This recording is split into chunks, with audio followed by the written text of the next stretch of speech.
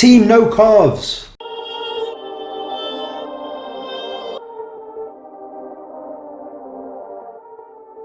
What is it with calves? You know, some people don't train them. Even people who train them, don't seem to be able to supposedly get them to build and get bigger. And this was something that I used to obviously be obsessed with when I was younger as well. In fact, not even when I was younger, all the way up to today.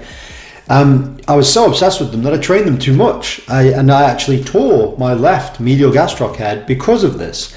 So I'm a bit obsessed with calves.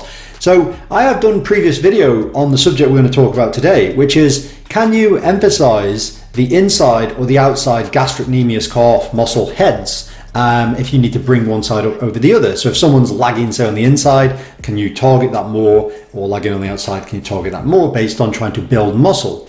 The previous video I looked at was actually just looking at the turn in or turn out of the actual feet, and you can go and check out my older video to see the answer to that question. This was looking at a different reason behind whether or not you can bias one side versus the other side, and it was looking at the length of the muscle that you were training. So was it in a stretch position or a non-stretch position? And it was very interesting. I never actually knew this, whereas the old information I did know about the turnout. So what did they find? So they got 10 untrained males, again, untrained males as usual, and they got them to do a seated calf raise, and they got them to do a standing calf raise, and they basically got them to do it from a neutral position, so therefore 90-degree angle here, so no real stretch, more mid-range kind of training for both exercise types. And then they also got them to do a stretch position where the heel is dropped down off the edge of a step, and they did that obviously seated and also standing. So what did they find with regards, was there a style of training, either seated, stretched, seated, non-stretched, standing, non-stretched, mouthful, which was better to target the lateral outer head or the medial inner head? And this is what they found. So to train the outer lateral head of the gastrocnemius, they found the best way of training it was actually from a stretched position in a standing straight knee position calf raise. And they found that in a standing position, that was the only biasing you could have, because even doing standing position in a neutral kind of 90-degree angle non-stretch position didn't actually flip it the other way. So they didn't get more medial head activation, it was still more lateral head, although it did bring it up a tad.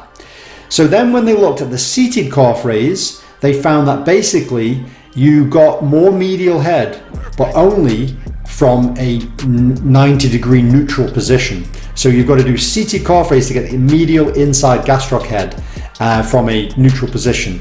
And that's the only one of them which actually made the inside head work harder than the outside head. So if you want to get the outside head going, standing calf raises, stretch position. If you want to get the inside medial gastroc head, then you need to do seated calf raises, and you need to do them in a non-stretch position, starting at 90-degree or 0 degree as we really call it, a non-stretch position.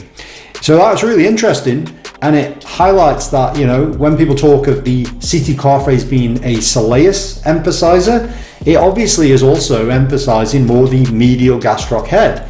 But it does show you that the angle of the knee, so bent knee, seated or standing straight knee position, and the stretch of the muscle position determines which side works harder. So there is a way of training therefore the inside head or the outside head more based on these variables. So it's really interesting. So anyway, that's it for this video, and I'll see you next time. Perfect.